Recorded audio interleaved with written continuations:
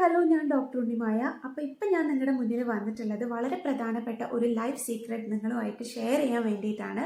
അപ്പോൾ ഇപ്പോൾ റീസെൻ്റ്ലി എൻ്റെ ഒരു ഫ്രണ്ട് എനിക്ക് മെസ്സേജ് ചെയ്തിട്ടുണ്ടായിരുന്നു. അതായത് വളരെ സങ്കടം നിറഞ്ഞ സമയങ്ങളിൽ അവൾക്ക് ഒരു ആശ്വാസം എന്ന് പറയുന്നത് അവളുടെ ഡയറി ആയിരുന്നു. ഇപ്പോൾ അവളുടെ ഡയറി അവൾക്കൊരു ബെസ്റ്റ് ഫ്രണ്ടിനെ പോലെയാണ്. എല്ലാ വിഷമങ്ങളും ഡയറിയിലാണ് കുറിച്ചിടുന്നത് എന്ന്.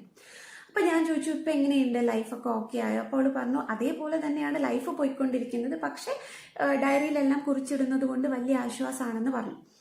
പക്ഷേ ഇത് നടക്കുന്നതിന് കുറച്ച് ദിവസം മുന്നേ തന്നെ എൻ്റെ ഒരു കസിൻ ചേച്ചി എന്നോട് പറഞ്ഞിട്ടുണ്ടായിരുന്നു. ഇതുപോലൊരു കാര്യം ചേച്ചി എന്നോട് ഷെയർ ചെയ്തു.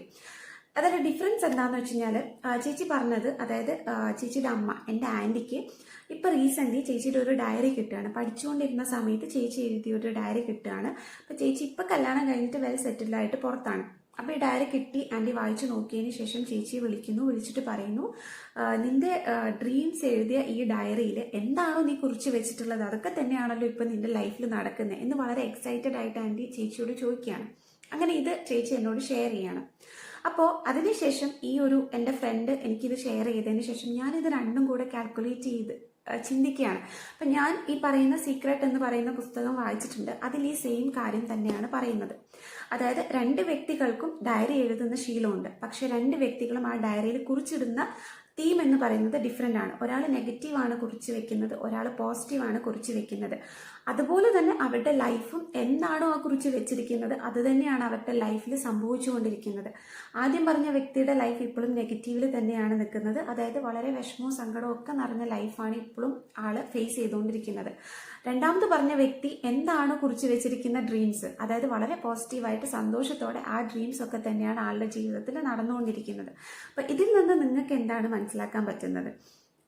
നിങ്ങൾക്ക് വ്യക്തമായിട്ടുണ്ടാവുമെന്ന് ഞാൻ വിചാരിക്കുന്നു. ലോ ഓഫ് അട്രാക്ഷൻ തന്നെയാണ് ഞാൻ നിങ്ങളോട് സംസാരിച്ചുകൊണ്ടിരിക്കുന്നത്. അതായത് ഇത്തരത്തിൽ ഡയറി എഴുതുന്ന ശീലം നിങ്ങൾക്കുണ്ട് എങ്കിൽ നിങ്ങൾ ശ്രദ്ധിക്കേണ്ടത് ഇതാണ്: നിങ്ങൾ ഒരിക്കലും അതിൽ നെഗറ്റീവായിട്ടുള്ള കാര്യങ്ങൾ എഴുതാതിരിക്കുക. ഫോർ എക്സാമ്പിൾ, നിങ്ങൾ ആരെങ്കിലും എന്തെങ്കിലും ഒരു വാക്ക് പറഞ്ഞ് ഹേർട്ട് ചെയ്തു, അത് തന്നെ അതിൽ എഴുതിക്കൊണ്ടിരിക്കാൻ പാടില്ല. കാരണം പിന്നീട് അത് തന്നെയാണ് നിങ്ങളുടെ ലൈഫിൽ സംഭവിച്ചുകൊണ്ടിരിക്കുക. നമ്മൾ സ്റ്റുഡൻസിൻ്റെ അടുത്തൊക്കെ പറയാറുണ്ട്, അതായത് നിങ്ങൾക്ക് പഠിക്കാൻ ബുദ്ധിമുട്ടുണ്ടെങ്കിൽ അതൊന്ന് എഴുതി നോക്കൂ. ഒരു തവണ എഴുതുന്നത് 100 തവണ വായിക്കുന്നതിന് തുല്യമാണെന്ന്. അപ്പം നിങ്ങളൊന്ന് ചിന്തിച്ചു നോക്കി, നെഗറ്റീവ് നിങ്ങൾ എഴുതുമ്പോൾ അതൊരു 100 തവണ നിങ്ങളുടെ മൈൻഡിലൂടെ കടന്നു പോകുന്നതിന് സെയിം ആണ്. അപ്പം യൂണിവേഴ്സും അതാണ് തിരിച്ചറിയുന്നത്. യൂണിവേഴ്സ് വീണ്ടും നിങ്ങളിലേക്ക് അത് തന്നെയാണ് എത്തിച്ചുകൊണ്ടിരിക്കുക. ഇതിനെയാണ് നമ്മൾ ലോ ഓഫ് അട്രാക്ഷൻ എന്ന് പറയാം. അപ്പം ഡയറി എഴുതുന്ന ശീലം നല്ലത് തന്നെ, പക്ഷേ ആ ശീലം എന്തായിരിക്കണം? പോസിറ്റീവായിട്ടുള്ള കാര്യങ്ങളായിരിക്കണം ഡയറിയിൽ എഴുതിക്കൊണ്ടിരിക്കുന്നത്.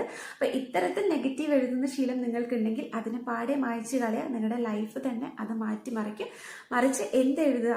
നിങ്ങൾക്ക് അന്നന്ന് ലഭിക്കുന്ന പോസിറ്റീവായിട്ടുള്ള കാര്യങ്ങൾക്ക് നന്ദി പറഞ്ഞുകൊണ്ട്, താങ്ക് യു പറഞ്ഞുകൊണ്ട് ഡയറിയിൽ കുറിച്ചിടാം. അതല്ലെങ്കിൽ നിങ്ങളുടെ ഡ്രീംസ് എഴുതാം. ഒരു 3 വർഷം നിങ്ങളിത് ചെയ്യുകയാണെങ്കിൽ ഒരു 3 വർഷത്തിനുള്ളിൽ തന്നെ നിങ്ങളുടെ ലൈഫിൽ നല്ല മാറ്റം സംഭവിക്കും. അപ്പം എന്തായാലും നിങ്ങളത് ശ്രദ്ധിക്കുക. അപ്പോൾ വീഡിയോ നിങ്ങൾക്ക് ഇഷ്ടപ്പെട്ടു എന്ന് വിചാരിക്കുന്നു. ഇഷ്ടപ്പെട്ടെങ്കിൽ തീർച്ചയായിട്ടും ലൈക്ക് ചെയ്യുക, ഷെയർ ചെയ്യുക, സബ്സ്ക്രൈബ് ചെയ്യുക. അപ്പോൾ നമുക്ക് അടുത്ത വീഡിയോയിൽ വീണ്ടും കാണാം. അതുവരെ tata, bye bye, see U.